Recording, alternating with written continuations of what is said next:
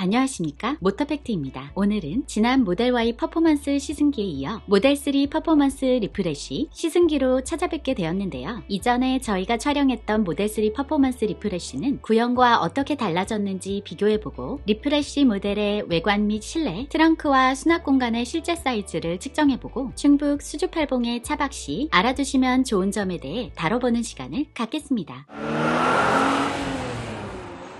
먼저 구형 모델 3와의 외관상 차이 중 전면에는 새로운 디자인의 전조등이 장착되었는데요. 이전 디자인이 중앙으로 갈수록 평평해지는 곡선 라인이 적용되었다면 이번 리프레쉬에는 직사각형 형태의 라이트가 적용되었고요. 미국의 한 테슬라 오너가 구형과 전조등 라이트를 비교해본 결과 이번 리프레쉬에 적용된 헤드라이트는 구형에 퍼지는 빛의 선이 명확해지고 깔끔해졌다고 전한 바 있습니다. 프렁크 쪽의 변화로는 구형에 있던 프렁크 리드는 두 손으로 주의해서 닫아야 했던 반면 리프레쉬에 적용된 프렁크 리드는 한 손으로도 닫는 것이 조금 더 손쉬워졌고요. 프렁크를 열어서는 확인이 안 되지만 열 펌프가 모델 3 리프레쉬에도 적용되면서 프렁크 사이즈가 구형에 비해 작아졌는데요. 구형의 경우 길이가 39.3cm, 폭이 71.1cm, 앞쪽 길이는 20.3cm, 뒤쪽 깊이는 25.4cm였던 반면 가장 긴 쪽의 길이가 39cm, 폭은 74.6cm, 앞쪽 깊이는 17.3cm,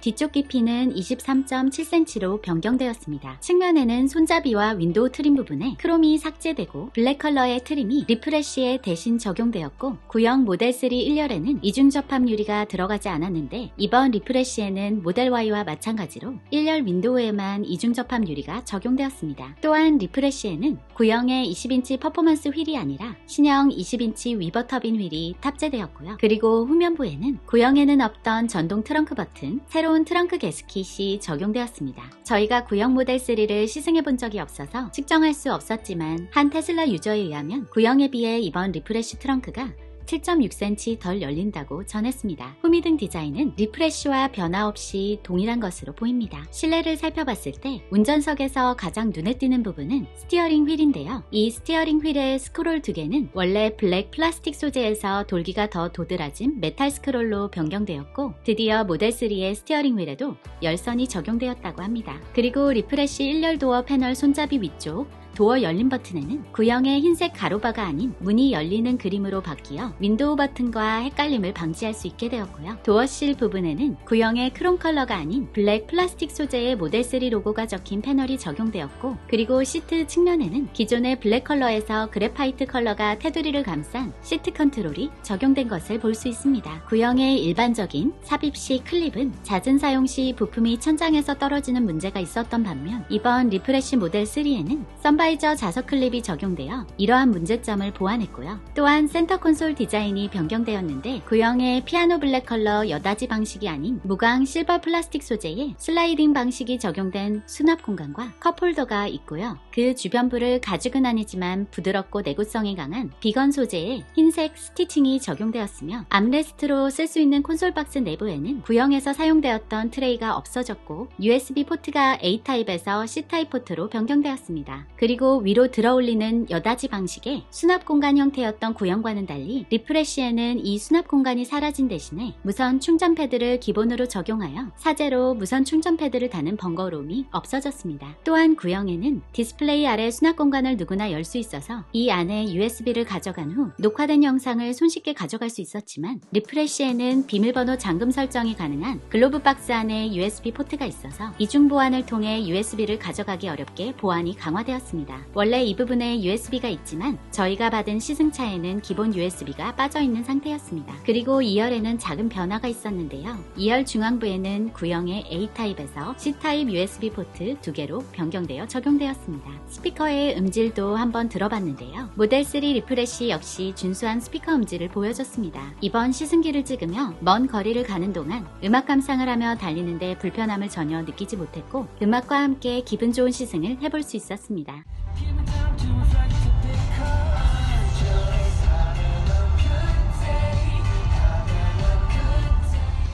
다음으로 저희가 수납 공간 크기를 측정해 보았는데요. 먼저 트렁크를 살펴보면 공식적인 트렁크 사이즈는 425리터라고 쓰여 있는데 처음에 2열을 모두 접었을 때 최대 1919리터에 달하는 적재 공간을 가진 모델 Y에 비해 적재 공간이 확실히 적어서 짐을 많이 싣지 못할 거란 염려를 했지만 이전 저희가 모델 Y 시승기 때 실었던 모든 짐들을 모델 3 퍼포먼스에도 모두 실을 수 있었고요. 다만 성인 2명의 차박용 짐 정도는 여유롭게 넣을 수 있겠지만 3인 이상이 넘어간다면 짐에 따라 2열 한쪽을 접어야 할 수도 있습니다. 트렁크의 길이는 102.7cm, 바퀴 쪽 프레임 양쪽 폭은 96.3cm, 트렁크 리드 쪽 포치 부분의 가장 넓은 쪽 폭은 131.3cm, 높이는 45.4cm였고요. 뒷트렁크 바닥면을 열면 또 다른 수납 공간인 언더 트렁크 공간이 나오는데요. 이 부분이 생각했던 것보다 훨씬 더 넓어서 침낭이나 여러가지 짐을 넣을 수 있을 정도로 여유 있어 매우 만족스러운 부분 중 하나였습니다. 언더 트렁크 제일 하단의 길이는 40.7cm, 폭은 63.5cm, 깊이는 30cm였습니다. 실내에 들어와서 앞쪽 센터 콘솔의 수납 공간에 물병이 몇 개 들어가는지 넣어봤는데요. 500리터짜리 물병이 4개 정도 들어가는 것을 확인했습니다. 암레스트 박스 안에는 500ml 물병 2개 정도가 들어가는 공간인 것을 확인할 수 있었고요. 그리고 암레스트 박스 뚜껑을 열고 안쪽을 보시면 12V 시거잭을 확인할 수 있는데요. 모델 3에는 총 1개의 시거잭이 있습니다. 모델 Y의 경우에는 뒷트렁크를 열면 좌측 벽면 부분에 또 다른 시거잭이 있으나 모델 3에는 이 부분에 시거잭을 찾을 수 없었습니다. 다음으로 도어 수납 공간의 크기인데요. 저희가 직접 생수병이 몇 개 들어가는지 넣어봤습니다. 1열 도어 수납 공간은 500ml짜리 생수병을 세워서 1개, 바로 뒤에 눕혀서 1개 정도 들어가는 크기였고 2열 도어 수납 공간에는 500ml 생수병을 세워서 넣었을 때 3개 정도 들어갈 수 있었습니다. 2열 헤드룸을 측정해보면 173cm 정도의 성인이 운전석 뒤쪽 2열에 앉았을 때 주먹 1개 들어갈 수 있는 7.4cm 정도의 헤드룸이 확보되었습니다. 모델 Y처럼 뒷좌석의 각도를 약간 더 눕힐 수 있는 리클라이닝 기능이 없는 점은 아쉬웠습니다. 다음으로 2열 레그룸도 측정해봤는데요. 측정에 앞서 1열 운전석에 앉은 후 대시보드 하단까지 레그룸 공간을 주먹 2개 정도 들어가는 17.7cm가 나오게 시트 포지션을 설정한 뒤 2열 레그룸을 측정했습니다. 측정 결과 25.6cm 정도의 여유 공간이 나왔고 이는 성인 남성 주먹 3개 정도가 여유롭게 들어가는 공간인 것을 확인할 수 있었습니다. 2열 가운데 시트도 확인했는데요. 내연기관 자동차의 경우 가운데 시트 부분에 바닥이 튀어나와 있는 터널 부분이 모델 3에는 없어서 성인이 가운데 자리에 타도 발 부분이 불편하지는 않았고요. 2열 가운데의 레그룸은 주먹 1개 반 정도가 들어가는 정도의 레그룸 공간이 확보되는 것을 확인했으며 이 부분 역시도 생각보다 여유가 많아서 불편한 점을 찾을 수 없었습니다. 모델 3의 2열을 접으면 차박을 할 수 있는 장점이 있는데요. 완전히 접혀지는 평탄함은 아니지만 각도가 13도로 측정되었는데요. 모델 Y보다는 2열 등받이 기울기가 있어서 아쉽긴 했지만 모델 Y에 있던 2열 등받이 사이의 단차가 모델 3의 경우 1도 수준으로 거의 없는 편이어서 등이 베기지 않는 장점이 있었습니다. 2열 등받이 위쪽 끝부분에서 트렁크 리드까지 길이를 쟀을 때 171.7cm가 나왔고요. 1열 등받이와 시트를 최대한 앞으로 밀고 세우면 2열 등받이 끝 사이에 약 39.8cm의 빈 공간이 남는데 이 부분 또한 채워주는 평탄화 작업을 한다면 더 넓은 공간 활용이 가능할 것으로 보입니다. 폭은 2열 도어 양쪽 손잡이 끝에서 끝부분까지가 138cm인데 비해 모델 Y는 0.8cm가 더 짧은 130cm로 1cm밖에 차이가 나지 않아 사실상 거의 동일한 내부 폭을 지녔다는 사실이 놀라웠습니다. 그리고 2열 등받이 끝에서 끝까지의 폭은 105.6cm가 나옵니다. 차박 시 누웠을 때 바퀴 쪽 내장재가 튀어나온 쪽의 폭은 94.3cm였고요. 2열 등받이 맨 윗부분부터 천장까지의 높이는 77.2cm, 2열 천장 프레임부터 평탄화된 바닥면까지의 높이는 66.5cm, 트렁크 바닥부터 파노라마 루프까지는 80.3cm, 트렁크 바닥면에서 2열 선반까지의 높이는 45.2cm였습니다. 그리고 모델 Y는 트렁크와 2열을 구분짓는 이런 선반이 없어서 개방감이 좋았지만 모델 3에는 이 선반이 있어 개방감이 적다는 단점이 있었는데요. 그래도 이 선반이 의외로 차박 시에 편한 부분이 있었습니다. 천장에 흡착식 핸드폰 거치대를 붙여두고 영화를 볼 때 팝콘이나 음료수를 이 선반 위에 올려두고 영화를 시청하니 생각보다 오히려 편했습니다.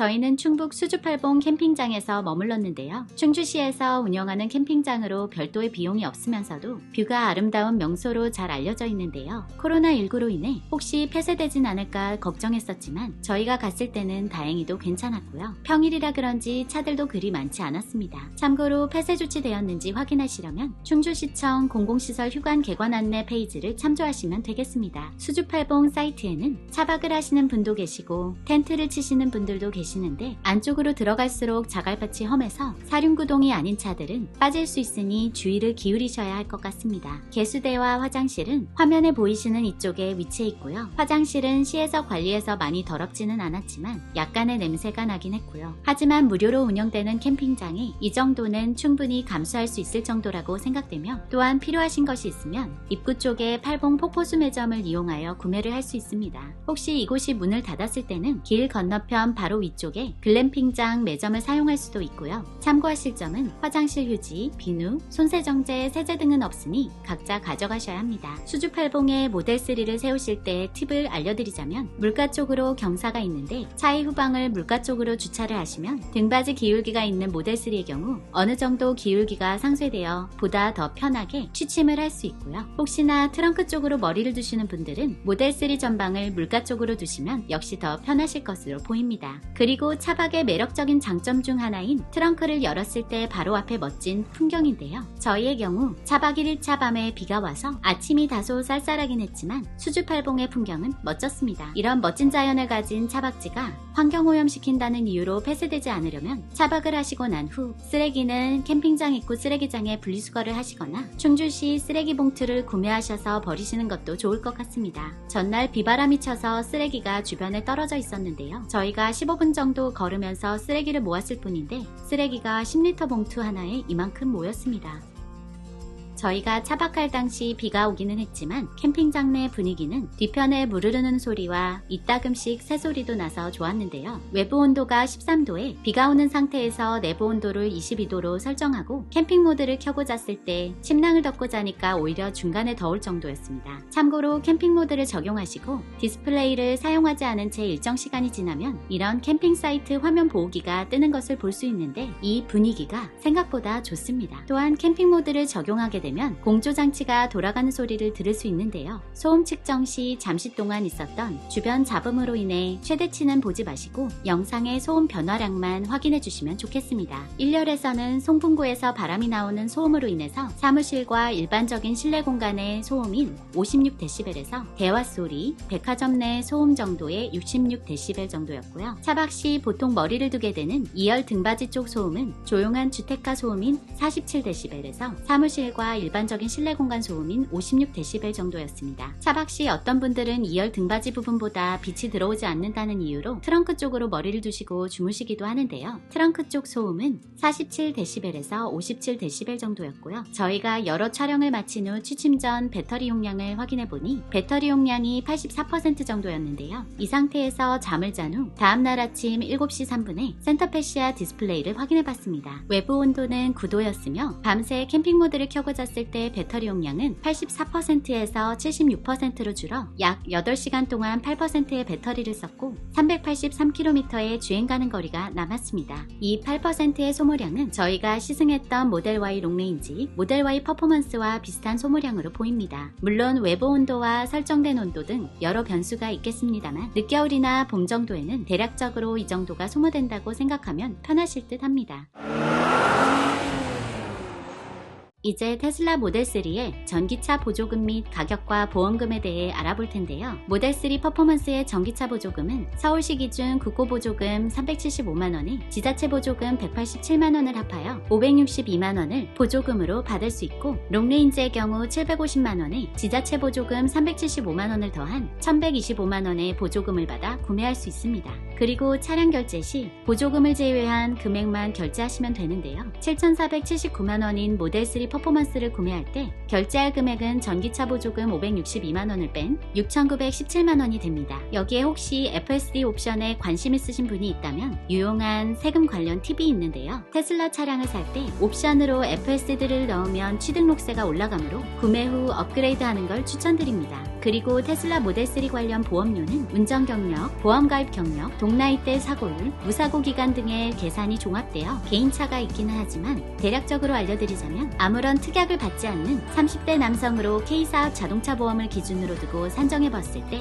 모델 3 롱레인지는 93만원, 퍼포먼스는 101만원이 나왔고요. 이를 비슷한 가격대의 내연기관 경쟁차종과 비교해보면 BMW 3시리즈 330i X드라이브 럭셔리 라인의 경우 83만원, M340i의 경우 94만원이 나온 것으로 봐서 보험료가 내연기관 수입차보다는 더 비싼 것을 확인할 수 있었습니다.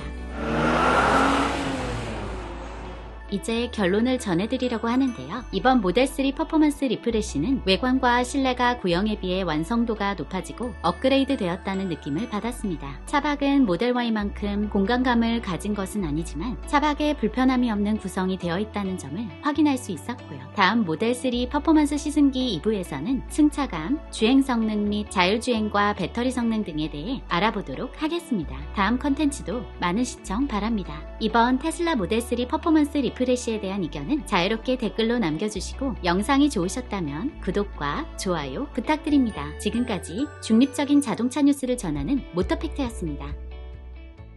저희가 주변 풍경을 찍다가 독특한 새를 발견했는데 이 새 이름을 모르겠더라고요. 이 새의 명칭을 아시는 분 계시나요?